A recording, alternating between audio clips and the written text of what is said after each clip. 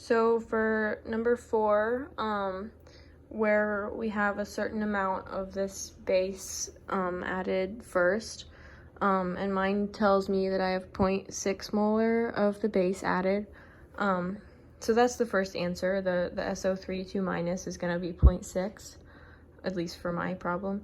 And the sodium is going to be this times 2, because we have 2 sodiums for every one of this molecule. So whatever this times 2 is going to be the concentration of sodium.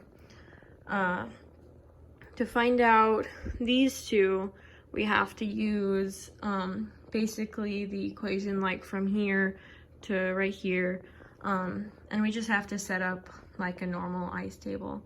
And for the K value for the ice table, we have to use KB1, because KB1 is like the opposite of Ka2. And KB1 times Ka2 is 10 to the negative 14th. So since it gives us Ka2, we just have to take 10 to the negative 14th divided by Ka2, and that gives us our KB1, which for me is this. So we set up our ice table. This is KB1 equals product, so x squared over reactants, which is 0.6. And it could be 0.6 minus x, but x is probably negligible, so I left that out.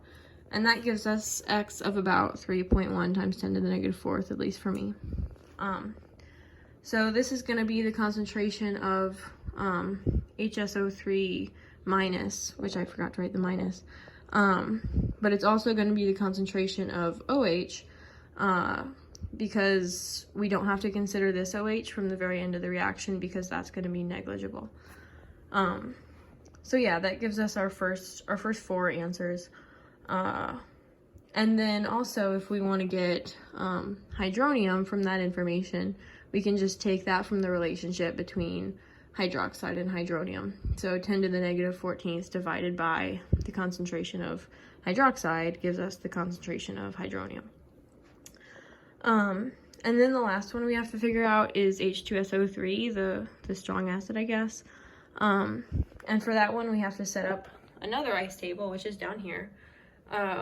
We have our HSO3, which we just found out the concentration of is this. And this goes to make H2SO3 plus OH. So we start with this concentration here, and we're also starting with this much OH that has already like dissociated from the base. So minus Y is this, plus Y is Y, plus Y is this. And then for this reaction, we have to use KB2, because it's like the second step in the polyfunctional base thing. So we get KB2 from Ka1, 10 to the negative 14th divided by Ka1, whatever was given to us is KB2. So then we set up our K thing. So this is KB2 equals products, which is this, over reactants, which is this. And that ends up giving us Y equals, for me it's this number, and whatever Y you get is the concentration of this. And for this one, the Y's here, the plus Y and the minus Y, are going to be negligible, so you can leave that off. But that is how you can get all of those concentrations.